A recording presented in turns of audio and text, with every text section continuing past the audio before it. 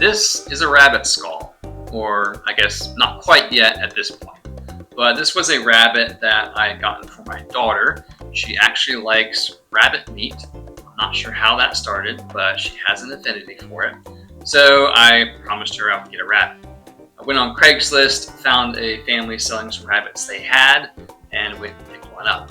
Now this particular rabbit they had named Coffee Bean, so everyone meet Coffee Bean. And it was actually a little girl who was selling some rabbits she had raised. So I told her I was buying it for my daughter, which is completely true. But she may have thought I was buying it as a pet, and I wasn't going to tell her that I was planning on butchering it. But me, of course, I like skulls, so after we use the meat, I don't want to let anything go to waste, and I want to use this as a learning opportunity. I use a method called maceration to clean skulls, and that is simply where you take the skull, put it in a container with water, and then the naturally occurring enzymes, or the bacteria, produce enzymes. Those enzymes then break down the muscle and the connective tissue on the skull. You change out the water every few days. This introduces oxygen into the water, and it also lets the population of bacteria reproduce again. And you just keep on doing that until the tissue breaks down.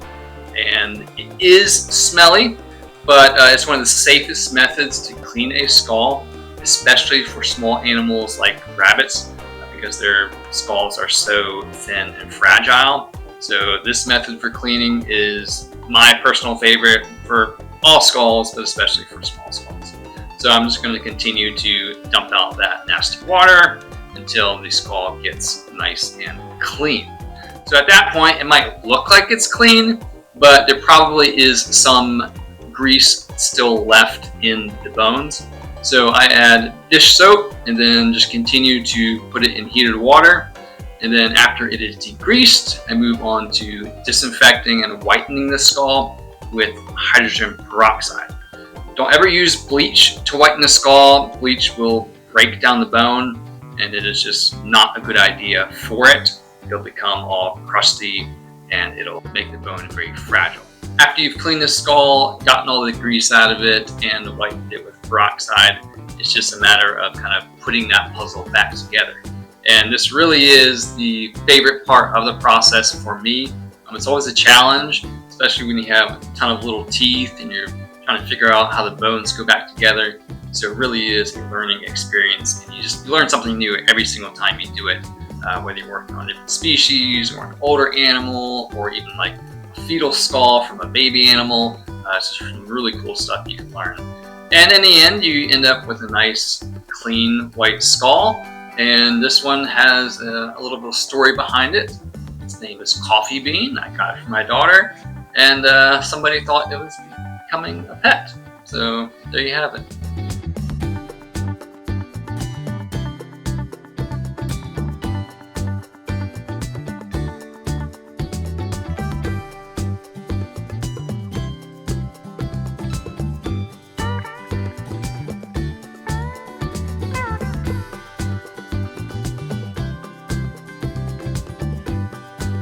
Hey guys, thank you for watching. I wanted to tell you a little bit about what I do on my channel.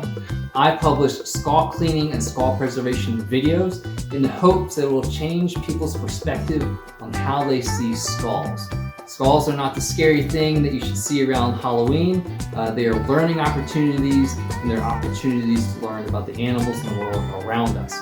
So whether it's your typical deer, a lion, or down to a little rat, I will teach you how to preserve those skulls and do it correctly. So please consider subscribing to my channel, and thanks again.